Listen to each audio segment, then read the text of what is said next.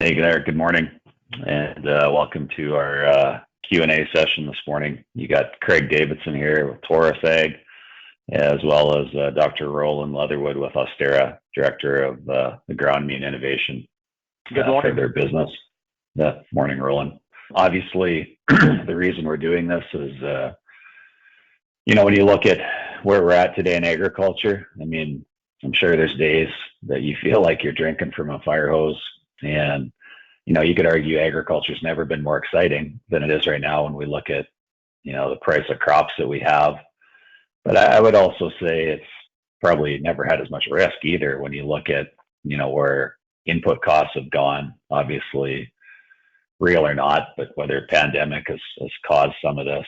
But here we are. And, at the same time, there has been this, I'd call this slow, gradual movement to getting growers closer to consumers. And obviously everybody has been looking at this whole piece of how do we do it better? How do we be better growers? How do we maximize production? The idea of sustainability, whatever, that broad-based term means. But, for us at Taurus and for the folks at Ostara, I mean, that has been something that has been a huge focus in the last 5 to 10 years, even longer for Ostara, 15 years, to try to figure out how to, the circular economy or how to recycle nutrients back from what would be considered waste and put these valuable nutrients for life on Earth back into the production of grains and food. So it's, here we are, and it's interesting times. And, I would say our 4 years or 5 years being involved with Ostara, probably never more has there been more interest or more questions around this technology in crystal green. And so we thought, it's any way we can connect to help answer those burning questions. That's what we're here for today. And so again, thanks, Roland, for coming on, and thanks for being a part of the webinar. Glad to be here. A few weeks ago. So maybe just a quick background on yourself, Roland, just so people know who they're listening to and might spawn some questions. Sure. I'm Roland Leatherwood. I'm Director of Agronomy and Innovation with Ostara. I've been in that role for a little over 2 years now. And that it means that I run all the field trial work for current products, developing new products, understanding how to grow the current crops that we're specialized in better, and also figure out some technical sides of things as well, how to do the job better. I have a background in plant nutrition and post-harvest physiology, and did a lot of work in the ornamental side for many years with ICL and specialty fertilizers before coming over to Ostara. Okay. Sounds pretty in depth. I don't even know if I want to say what I've done. That mine sounds a lot less impactful than your path, Roland. That's great. Yeah. When you joined Ostara, obviously you had a level of intrigue. What was that based around, or what did you find really like? I'd like to figure this out. I need to know what's going on here. I have to say, one of the things I really liked both about ICL and especially like about Ostara is the focus on improving fertilizer efficiency. So at ICL, of course, we were working in coated fertilizers primarily, and also some plant protection technologies, how to use less active and get the same result, that sort of thing. Ostara, with the closed loop approach, and also with valorizing soluble phosphates into environmentally friendly phosphates, is an especially motivating company, given all we see with problems with undesirable side effects of phosphates that are used not only in agriculture, but throughout all sorts of applications. So it's very motivating to get up in the morning and stay a little later and have a short lunch, do all those sorts of things to get the results we need to help the folks attending do better. Yeah. Okay. So noble, but you had some burning agronomic questions in your mind, right? Obviously, you're saying, It's funny because I say yeah, how does it work? I've been in the business for, right. I've spent 25 years, and you say there's questions I had 25 years ago I'm not sure have fully been answered. It's funny when you look at agronomy and fertility, and now we're delving into this whole thing around soil, soil health and biology, and it's like, man, it's like I don't know. Sometimes the more you learn, the more questions you actually create in your mind if you're that type of person. And I think what happens in times like this, fall 2021, when fertilizers doubled or tripled in price, all of a sudden people are like, "Holy geez, do we need to relook what we've done for 20 years doing the same thing? Maybe there's a better way." Yeah. Okay, well, that's good. Just so everybody knows too, at those who are on, there is CCA credits available for those that are taking this in. Obviously, we hope this to be an informative session, and you're going to take home some learnings from it. So there are credits available if you do have your CCA designation. I'm going to start with the first question that popped in here to our chat box. And, I think one thing, and this kind of leads down the path when we got involved, traditionally in a broad market, call it the world market, most all phosphate fertilizers are water soluble based fertilizers. Right. And, when you look at what plants use predominantly, that they're predominantly using water soluble based phosphate. When we look at Crystal Green, it is, call it almost completely the opposite of that, where it is predominantly water insoluble. And so, that was a burning question for us out of the gate. When you look at that, Roland, and the question is, does Crystal Green work as well as mono ammonium phosphate in a starter application? How would you answer that? So in Europe, that's primarily how they use it, actually, as starter in both potato and other crops. And they get as good a yield, for sure, and sometimes better yield using it as starter. The initial flush of growth may not be equal to what you might see with a soluble phosphate, but the crop catches up rather quickly. So it can be used as starter. It will work as well in terms of overall yield, but you might see a little difference in those first 30 days of growth. Yeah, I would say that's a pretty good synopsis from what we've seen too. When you think of it, and this is something that we always talk about in the marketplace, is Crystal Green as a call it water insoluble. It has no affinity to moisture. Water doesn't have any impact on it at all. The only way you actually, inside that prill or inside that granule, you have this physical bond or matrix between magnesium and phosphate. So it is actually phosphate. It's not some unavailable source of P. It is actually phosphate bound to magnesium. Right. Now, water does not melt that bond, but root exudate, citric acid, can actually break that bond apart. And so it's actually the plant. It is the plant that actually controls the release of Crystal Green, essentially. Right. So without a growing, There's a good point running around there in the background too. Because of that, it is a lot more seed safe than, say, a soluble phosphate. Soluble phosphates can burn germinating seeds, whereas Crystal Green won't do so. Right. So you can have trouble with water soluble phosphate before that seed even puts a root out. Right. It's trying to find its way, and all of a sudden it's like toxic. Whereas Crystal Green, you have to have a root before you have release. Right.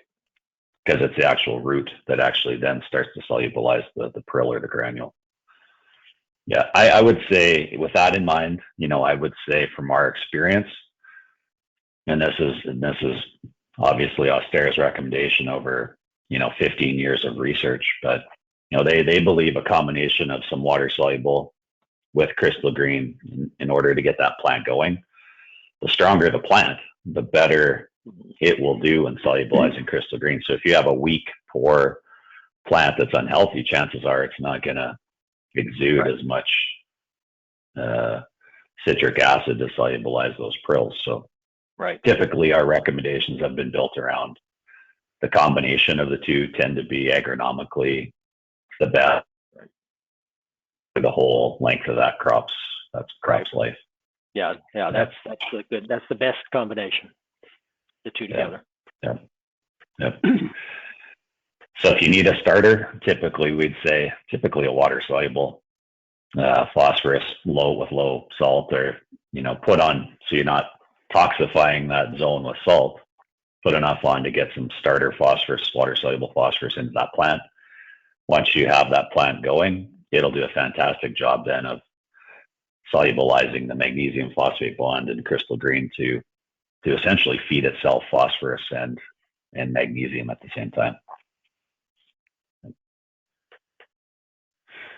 So when we look at that mindset, I mean, Roland alluded to seed safety, and maybe in places where you're banding ahead or broadcasting and hilling in like we do in potatoes, it maybe doesn't impact quite as much. But for us, obviously, in our marketplace, where a high percentage of all phosphate is placed at or with the seed at the time of planting, seed safety is a huge issue or a huge concern, but it's also a huge opportunity for the plant, because if you're concentrating it and making it easier to find, as long as you don't create toxicity, you're increasing the efficiency goes up dramatically. And that's for crystal green for us, because we know we need root contact or root interception.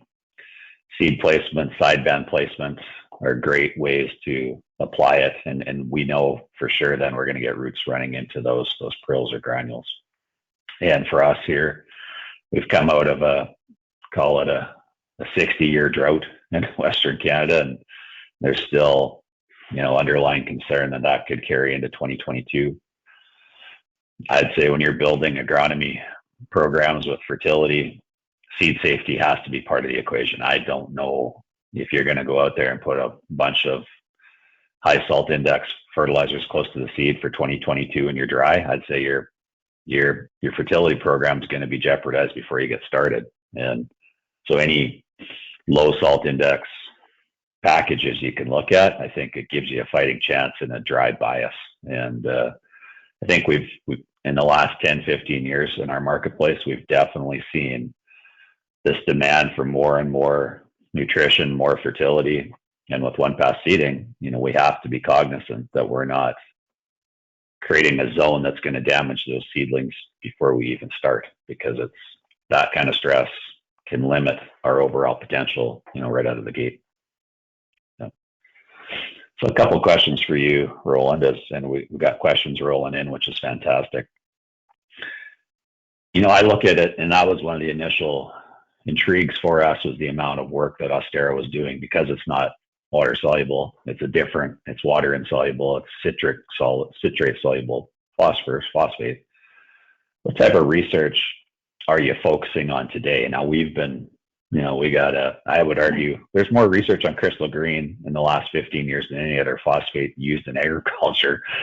But what are you focusing on today and going forward? So one project that we're focusing on, a couple different universities are going to help us out with, relates to a question that's popped up here regarding soil recommendations applied in the fall or even applied in the spring. We're working to develop soil testing where we can just determine how much struvite or crystal green is in that soil sample. So, we have Malik, Olson, those don't always pick up all the struvite because it's not water soluble. So we're working with folks to figure out how to develop a straightforward test that any soil lab could do to give us that answer, because right now it's unlikely that some testing would pick up all the struvite that's there. So that's one area we've got a big thrust in, to help growers understand better how to use the material, and maybe even how to use it from year to year, because it does have some lingering, or it's persistent. So for 1 to 2 seasons, so it may be possible to put down for one season and have it carry over to another. So that's some of the technical research we're doing to figure out how to help growers out in that front. Okay. And you're doing some research looking at the combination of crystal green and water soluble Yes. phosphate, both physically separate and physically combined in a granule, which Yes. we would call some of our new technology called crystal green synchro. Yes. Yeah. So in the physical blends where you just blend, say, 25%, 75% ratio of crystal green and your soluble, that's on a phosphate basis. We have noticed that the crystal green will alter the solubility of, say, the MAP or DAP or TSP that's combined. It slows the solubility. So that's a really interesting thing to know, because it may help improve the performance of your soluble portion of your blend. But we need to understand the details of that. And this is a project we're doing with Kansas State. They're going to look at the details of that in soil incubation studies and do some fairly advanced imaging and detection work using sort of X-ray microscopy and all this very, very sophisticated stuff, so that we'll be able to go back to the market and say, here's what's happening in your soil. Here's a way for you to take advantage of that when you're growing your crop. And on the synchro front, the all-in-one, we are busy figuring out how to use it just in straightforward terms. How does it perform in canola, corn, sugar beets, potatoes, that sort of thing? And it's pretty darn good. Yeah. Works very well.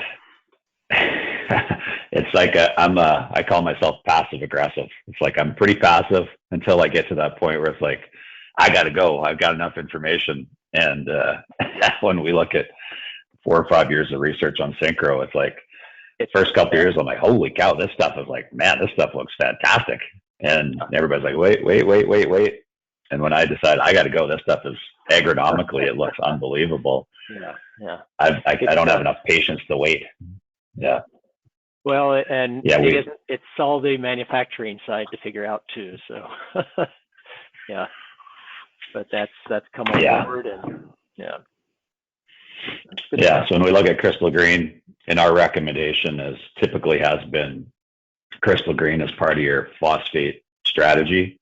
So you're using crystal green as a phosphorus solution in an overall phosphate strategy. That's where Roland's referring to, right? 75-25, and that's, they've done research from 0 to 100% crystal green, or any combination thereof in between. And typically the 25 actual crystal green, 75 actual water soluble has been based on a combination of agronomics and economics. So what is the best agronomic response, and then what becomes the best economic response in that mindset? And that's where that ratio has evolved. Now today, 4 or 5 years in commercially in our market and our involvement, we've seen growers start to increase the concentration of crystal green. So we have growers that have gone 35, 50, and even growers now that are looking at 100% crystal green. And I think it's a combination of they're getting confidence, and in all reality, we have so many soils where phosphate availability is such a challenge. We have low phosphate parts per million. We have a high pH or a very low pH, and water soluble phosphate, when you apply it, unfortunately, a lot of that wants to form bonds with things like calcium or aluminum or iron, and it makes it tough to have that available for the crop through the growing season. And crystal green basically completely removes soil from the equation. It's just a relationship between that granule or prill and the plant. So the soil really has no impact on tie-up.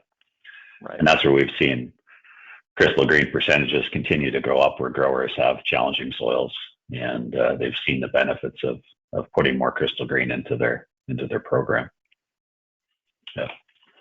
Good. Sorry. Let's get back to some questions here, and maybe we're answering some of these as we go. I think you just answered one.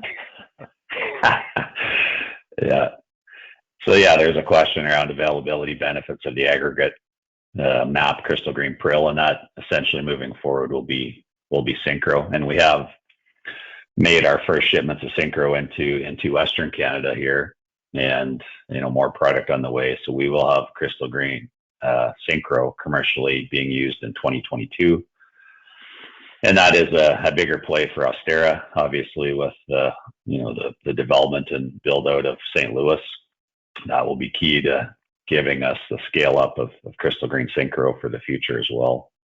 And, like Roland said, like I said, some of the early research years ago was like, man, this aggregate prill looks fantastic. And, we're seeing Mike Dolinsky, who's involved with us, and I call Mike, there's nobody more passionate than Mike than to actually figure out the fine details. But, we're doing grow outs again right now in Mike's greenhouse, looking at Synchro and Crystal Green and the impacts of seed safety. And, he mentioned it the other day. He's like, I'm impressed. Synchro looks good. There's definite seed safe advantages to Synchro. And I think that's something that we're going to evolve into, is Synchro is going to be a very good seed safe product for us moving forward. Yeah. If we're using Crystal Green as my only phosphate, sure. Is there a concern with high application rates needed if seed placed with canola? And this is from Lori. Do you want to handle that, Roland, or I could? Sure. No, there are no concerns. That's pretty direct. Yeah, we did some studies a couple years back in what are called rhizotrons. These are devices where you've got sort of a glass plate and you can see the roots grow down.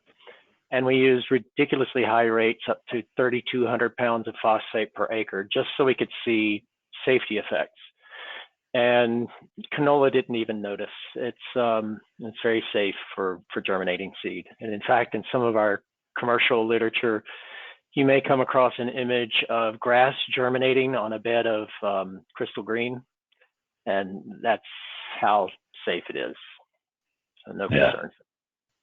Okay. Yeah, like mind-blowing stuff, right? You just say that's. I think we're so hardened off or guarded here because we've all seen seedling injury now with water soluble and high salt index fertilizers, especially in a dry year. Right. And then we come along and say, we don't care how much you put on. The only time you'll stop is where you'll say, I cannot afford to put any more Crystal Green on, and it'll still be safe. Right. Yeah. Yeah, we did 2021, the summer of 2021 at Ag in Motion. We had some seed safe research going on there. And we did Crystal Green with canola and peas up to 300 pounds of product an acre.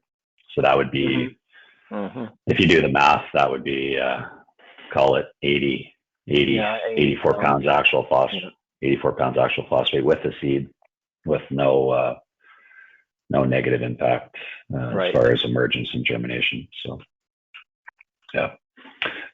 we're quite comfortable. I mean, again, I'm going to say we cannot continue to pursue yields and not focus on seed safety and salt index. And aside from the whole sustainable aspect of Crystal Green, I mean, that in itself is tremendous value. I mean, we know today, a bushel of seed peas is going to be $25, or I don't know. So now you're $75 an acre for seed on peas. Canola, you're probably 100. You're going to approach 100, and you're going to say, "Well, I'm fine with killing 40% of that." We will just build that into the calculation. We'll kill that. That's fine. We don't need it. I'm saying, wait a minute. You're prepared out of the gate to throw 30, 40, $50 to death before we even start a plant stand. I said, all of a sudden, Crystal Green, it's like, man, if we can save every seed, that's a pretty good value proposition. If we say Crystal Green's expensive or it costs more money, and I'm like, yeah, fair enough. It's not going to be priced the same cost per pound of water soluble phosphate, but if we use it correctly, there's other ways to generate value, and saving seed to me has always been important. But as an industry, we've just come to accept killing seed. We're fine with it. We just build it into a calculator. And I'm like, that's right. I don't know. When risk is high, why are we doing that? No. Sorry, I'm getting a little passionate about that. I apologize. Well, I can talk a little bit about, we have done some studies in the past couple of years looking at stand counts in canola and application rates. And we found in general, the seeding rate could be cut back about 20% and still maintain or increase yields using a Crystal Green program. So it's kind of a no-brainer if seed is that expensive. Yeah. And I don't want to speak out of turn, but I would say pretty much any research ever done in Canada always had plant stand counts associated with the research protocols. Yes.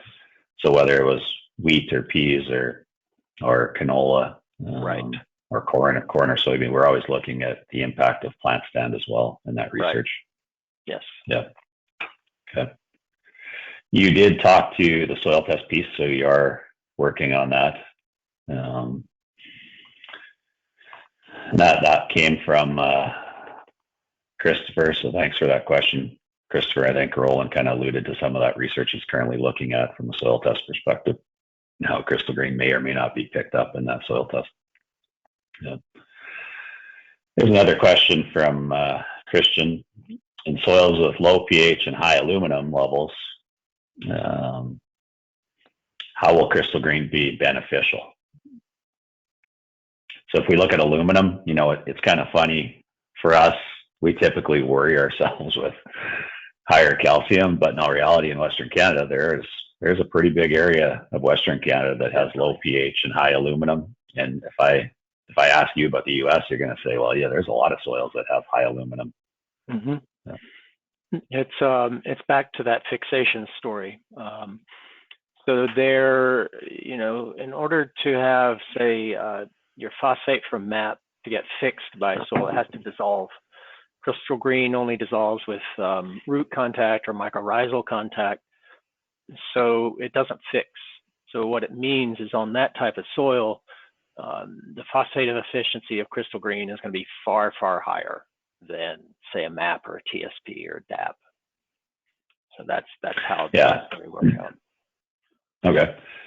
So if we look at the valence of aluminum versus calcium, aluminum has three positive charges. Is that? I think so. Yes. I'd have to look that up. Yeah.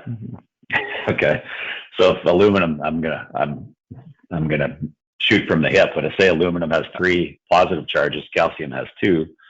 Yep. Essentially, there's one more arm out there to grab onto a phosphate molecule. So if you think of aluminum, its tie-up of phosphate is it can be severe because it's got one arm grabbing onto the soil and 2 arms saying, okay, phosphate, as soon as you apply me, I want to tie you up. Exactly. That's what happens. Yeah. So in our low pH, high aluminum soils, tie-up of water-soluble phosphate can be quite severe. And, if you're soil testing, which I got to believe, if you're not soil testing in the fall of 2021 with the price of inputs, ask for aluminum because most labs can do that test. And it'd be good to, even in our calcareous soils, we spent a long time looking at soil tests, and we still do today. Even in calcareous soils, you can see some fields with background levels of aluminum, which we don't think of being an issue, but it might be another culprit that could potentially tie up some phosphate on us. So yeah, good question. Thanks, Christian, for that.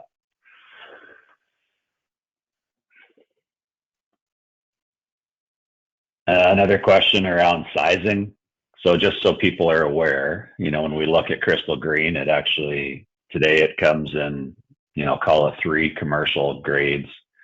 2 of them come right from the reactors. So if a city is doing their job and they're trying to clean up the phosphorus in their effluent before it goes back to a stream or a river or a lake or an ocean, the Pearl reactor, predominantly for our purpose, can harvest off these prills at a 90 SGN or a 150 SGN.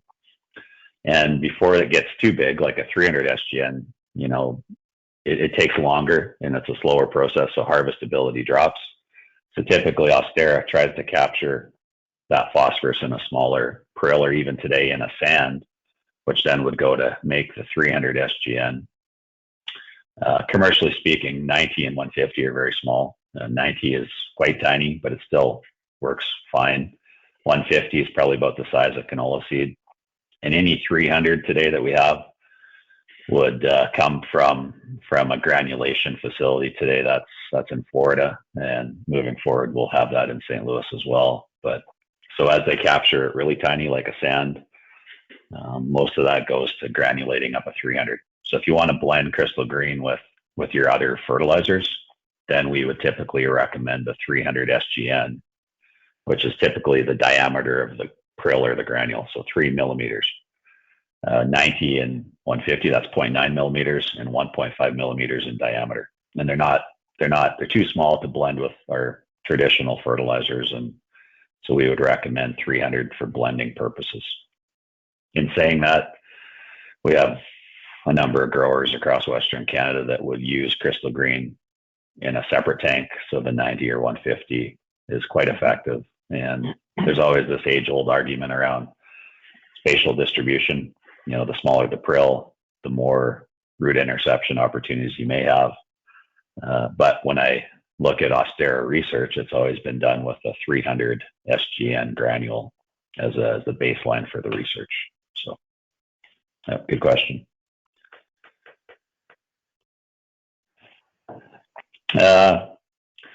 Another question around sizing, but 260 SGN. They're, again, typically we'll stick to the 3 sizing of prills. There is some opportunity that we are considering when they granulate. It's a process of building granules or prills, and then the smalls and large off that get separated out. And we may look at taking some of those intermediate sizes that don't make the 300 granule and may offer some tons. With phosphate being so tough to get, we may have some tons that might be a 180 or 200 that we may bring to the market through the winter. But again, that's probably going to be a sizing that you'd have to handle by itself, and not really big enough to blend with MAP or an S15, MESZ, 40 Rock, any of the other phosphates that we'd need to get that combination of the two. I'll go back to Roland here with a couple questions.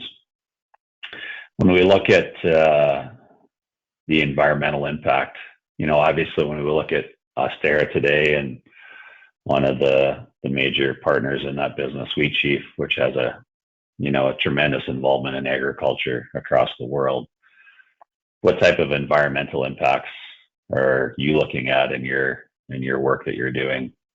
That could be something we see moving forward. I know we're going to see some mandates come our way, right or wrong, where we're going to see maybe a reduction in the nitrogen applications. There's always been focus on phosphate as a pollutant. What are some of the things that you're working on from an Ostara perspective based on environment? Oh, there are a couple things. One that's most immediately applicable is we're beginning to do a lot more with leaching studies. We have done soil column work in the past, and large scale lysimeters. You've seen these maybe 4 square meter boxes with turf, that sort of thing. But we're starting to do field scale work with in-ground lysimeters and runoff capture units and that sort of thing in a corn crop in Ontario, as a matter of fact. So this is our first field scale type work. These are really expensive trials to do, and we did get help from Government of Canada, Environment Canada, to fund some of that work. And so far, things look very promising. We can demonstrate in the data that compared to grower practice, which is a MAP program only, using a crystal green blend sharply reduces the runoff phosphate and also the dissolved phosphate coming off of those fields. So that's something that we will eventually take back to the Government of Canada and other folks, and hopefully get crystal green included on best management practice lists or as a fertilizer that gets an exception, a phosphate source. So maybe the application rates of crystal green will be more generous than, say, a soluble phosphate. Part and parcel to leaching issues is the quality of soil. We're starting a soil health initiative as well, looking at how does the use of crystal green alter soil health. And soil health is very important for any number of reasons, but a healthy soil leaches less. That's one thing we already know.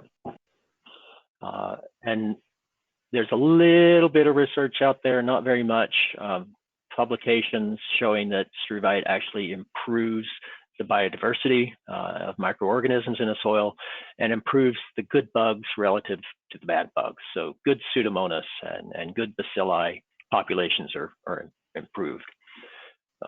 We want to take that a lot further and be able to go to growers and say, well, here's some differences you may see in your soil. Those trials are tricky because just like the surface of the earth, soils vary from region to region, and you'll find different types of bugs and different types of fungi in 100 miles difference, or in different soil chemistry or soil geology. So it'll take a little time to develop a really robust body of knowledge. The company is committed to it. Wheat Sheaf is committed to looking at that, and I'm looking forward to see where the data leads us. Yeah, I think that's, it's funny for me, and for us at Taurus, we just have this huge passion for agronomy and fertility, and that has evolved into soil health. And I think part of it is it's so challenging, like it's so hard to figure it out. That's what makes it so intriguing. And it's like, I think anything today that can improve the health of the soil, if in fact moving forward we're going to see some reduction or some cap on application rates, anything that we can start to create this symbiosis between a plant, the soil, and your nutritional package that you apply. Right.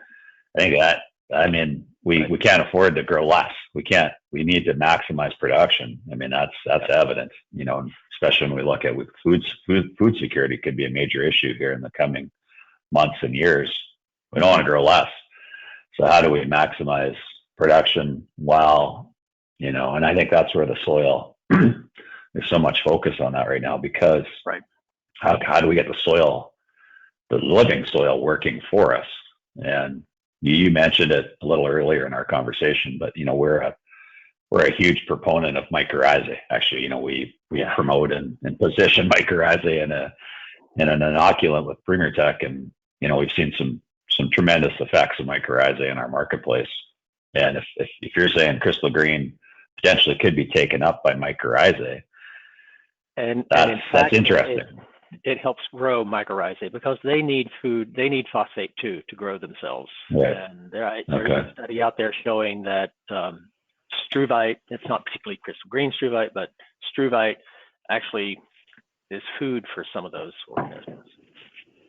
Yeah. That, to me, that's, you talk about connecting dots. That's here's an organism that's been part of life on Earth since the beginning of time, and now you're saying, geez, we could actually foster that relationship. That to me is very strategic moving forward. I'll talk a little bit, and this is some questions that we've had as well, and this maybe relates to price, and right or wrong, I don't know who in agriculture isn't talking about price of fertilizer today. Everybody is talking about price of fertilizer because it's just gone off the charts. And yet when we look at crystal green, our price has moved up, but on a historical basis, we haven't changed as much as other phosphate options. But we always seem to fall into this, and I get it. Everybody wants to price everything. They want to commoditize it out, and they want to price it at price per ton. And say, yeah, that's fair.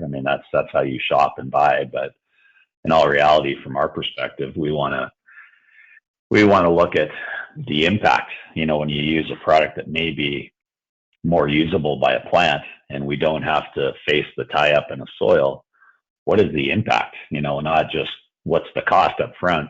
And that's how we've talked about crystal green from day one with us, the last 4 or 5 years. And it really doesn't change today. Now everything else is more expensive, and crystal green has gone up too. But more than ever, we're saying, what is the impact to the plant?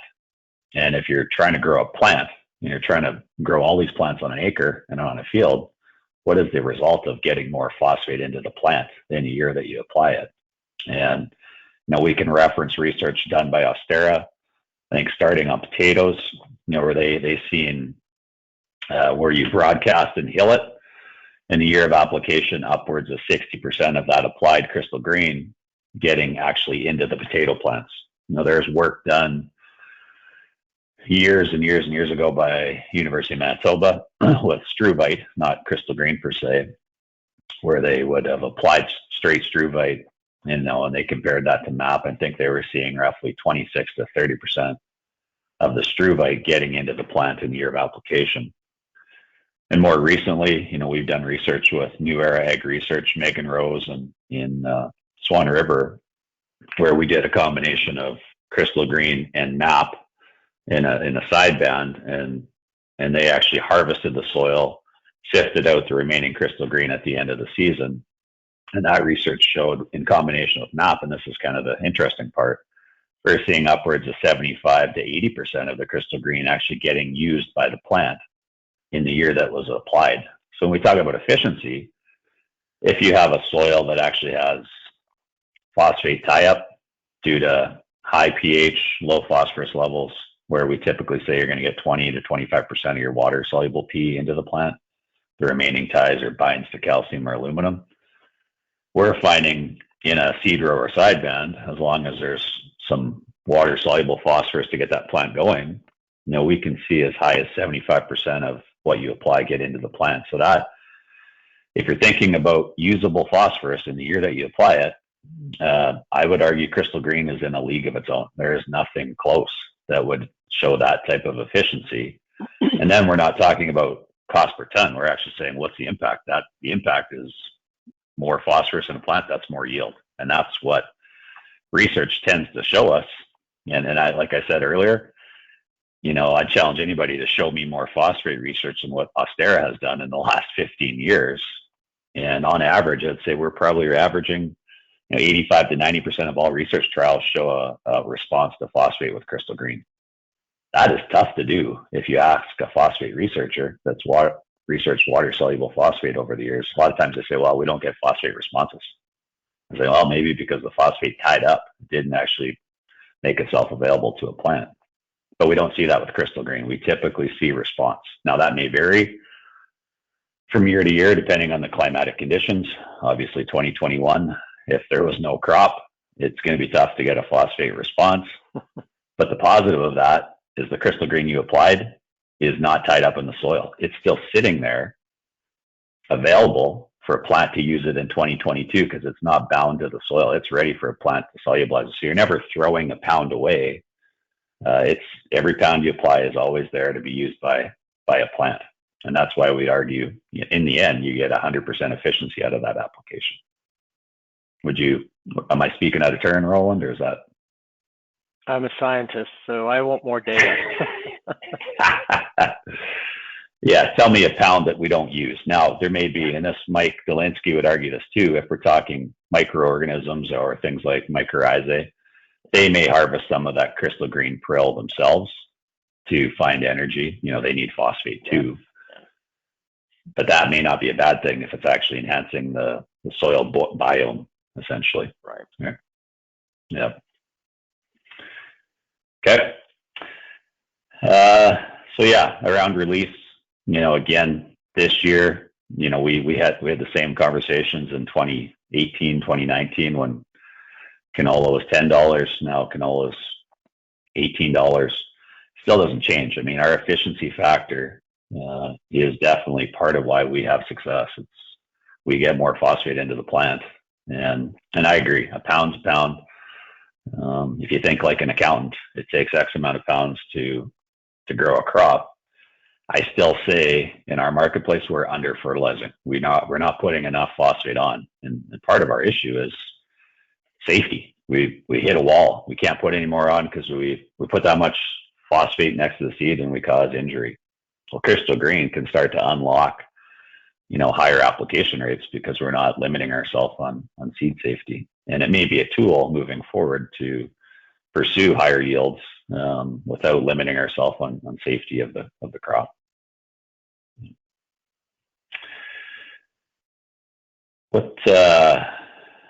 When you look at specific crops, and we talked about this in our webinar, Roland, do you see it as a crop thing or do you see it as a soil thing when you look at the impact of water insoluble phosphorus or crystal green? Crop primarily, because who's using our product and their main driver is yield. I would say second to that is soil health and the soil side of things.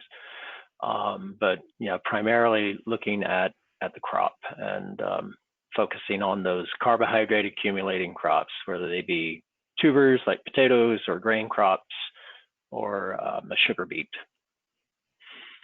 Okay. How would you classify canola in that? Canola is an unusual case in that the seed safety is a big factor there and making more phosphate available to the plant, like you were saying earlier. We do get nice yield increases in canola, anywhere from 2 to 3 bushels. It depends on the soil chemistry, and sometimes it can be more. So canola is a very, very good one because the result is consistent. Yeah. I think that's, when you look at, I think anybody, in agriculture today, we're not short of options on technologies that we can use. and I think everybody, especially right now, there's never been a silver bullet that I've ever found, in this business.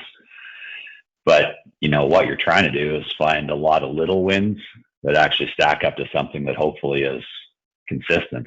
And right. more than big wins in my time in this business, I think what's more important is actually trying to find something that brings consistency. And for us, that is part of the intrigue, is actually the consistency we've seen out of this different phosphate type of solution that we deliver to our soils. Right. And I'll share something that it was observational from the trials this year. I haven't seen the data yet, but I have seen photographs. Was early dryness. A lot of the trials were very badly damaged, particularly treatments that were soluble phosphate only. But later the trial recovered when rains improved a bit, but the crystal green treatments remained much greener, withstood the drought better. And I think that's partly due to there's not as much stress on that plant from all that soluble phosphate. We were talking about root damage earlier, but I think it's also just got better nutrition at the point the stress comes around that drying drought period that occurred early in the season. So I think we'll see that play out in the data once I get it, but it's another idea in canola that hadn't occurred to me before because droughts in Canada aren't terribly common. So I'll be sending you those results. Yeah, that's perfect. That's at heart. I mean, we get passionate and we love the agronomy and we want to, make a difference in the business, but to have the base science is always the key that grounds us all. And, I would say, we had that feedback this year too. We're going through a drought or a dry bias, and we had growers that were trialing crystal green themselves say, I'm surprised that the crystal green fields, or where we did the crystal green on that half, seems to be hanging on better. Where we didn't have crystal green, it seems like those plants are really fighting the heat. They're really fighting the dryness that we're seeing. And so, basis what you just said, what you're seeing in the research trials, we had some of that feedback from the market this year too. Now, nobody has fun when it's dry and hot, and you say, this sucks, but when you go out and you say, geez, I'm surprised, though it's not great, those plants are looking like they're handling this stress better. And I always say the first line of defense for any plant is always nutrition. And it's really no different than humans. I mean, if we can keep ourselves optimized in nutrition and healthy, that's your first line of defense. So a plant is no different. If we can get more phosphorus early, that's the energy for the plant to produce more carbohydrates, grow more roots, find more nutrients. It's this connecting of the dots, fostering mycorrhizae. It all starts to add up. Yeah. Right. Yeah. We're getting down on time. We wanted to keep it within an hour this morning. I'll maybe talk to a couple of questions I had as well outside of coming into this call around the logistics and handling. And it's one thing I'd say it has been a bit of an Achilles heel for the 300 SGN, whereas because it's ground and built into a granule and it's water insoluble, that is one thing we've dealt with a bit in the market is it crystal green in a 300 SGN can tend to be dustier than what we would like to see, especially when we look at it compared to water soluble fertilizer. And Ostara has invested a lot of time and effort, and they're working very hard to improve the quality of the 300 SGN.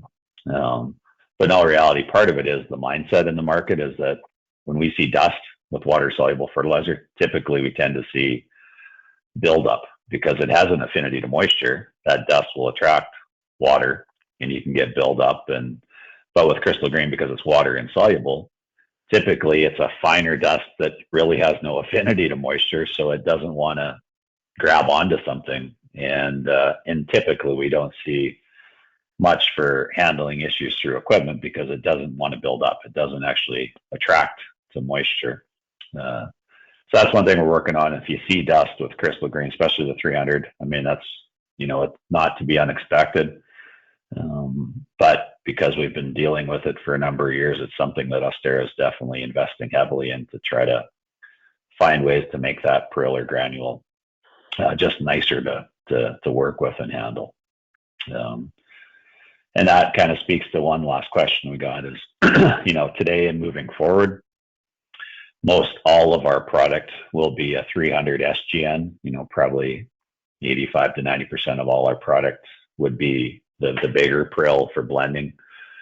We still will always have a 90 and a 150 SGN that is extracted from the pearl reactors in the cities that we will position, but it never will be a big part of the overall market, especially as we move to St. Louis and start focusing more intensely on synchro, where synchro being a homogeneous prill of water soluble phosphate mapping and crystal green. I mean, that's the conversation where we hope to scale into big tons to support a broader market with this great technology that, can help growers in many ways be better at phosphate. And so, yeah, if you as a grower want to lock into a certain size, we will be limited on the smaller prills for sure. And if you want to get into a long term, I would say probably the best place to start is the 300 SGN. Most of our retail customers gives them that option to blend with your starter blends or with other phosphates. And logistically, that just is the longer term play for us and Ostara. So as we wrap up, any closing thoughts? I would recommend, if you haven't watched the actual educational component, the webinar that Roland and I did a few weeks ago, that is posted on the link in the chat. We'll send it out afterwards as well. There is actually handouts in the webinar here as well, or the conversation we're having this morning that we can send out as well. It has the new era research, the NDSU fall degradation, an overall summary of crystal green research, and as well as our Taurus product booklet, which has crystal green information in it as well. So a tremendous amount of resources available to you. Like I said, at the end of the day, nothing matters other than helping growers be better at what they do. If we can help growers be better farmers, produce more production, make better soil, reduce soil impacts of salt load and things like that, That's all that matters. And that has to pay. It absolutely has to pay for growers. And here we are years into it. And our greatest challenge, even with some, logistical quality, we'd like the product to be a little better on the 300, but we're working with it. Our greatest challenge is we can't get enough.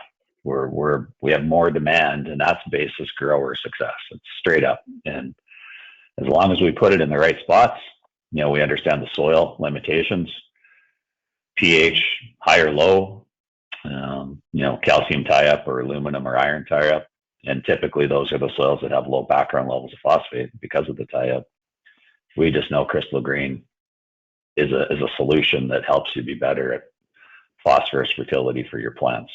So with that, Roland, anything else you'd want to cover off as we close off our Q&A session? No, I have nothing else.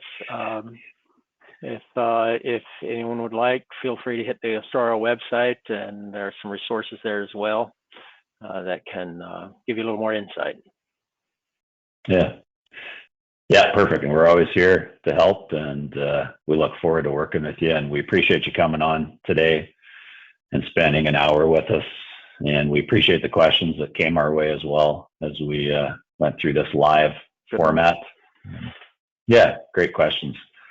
And don't stop just today. If you got other questions, because the growing a crop mindset isn't going to get less challenging as we move into the winter months. Everybody's going to try to figure out how to skin this cat of more risk and potentially another drier bias. And nobody's job is easy when we're faced with these challenges of, trying to do the best we can for growers. And, we're here to talk through any scenario that, good or bad, to figure out what might be the best fit. So with that, thanks for coming on. Thanks, Roland, for joining me again. This is 2 in a row. So we always appreciate your input and your insight. Yes. And thank you. Yeah. Good to be here. You bet. Okay. Take care. Bye. We'll be in touch. Thanks again. Yes.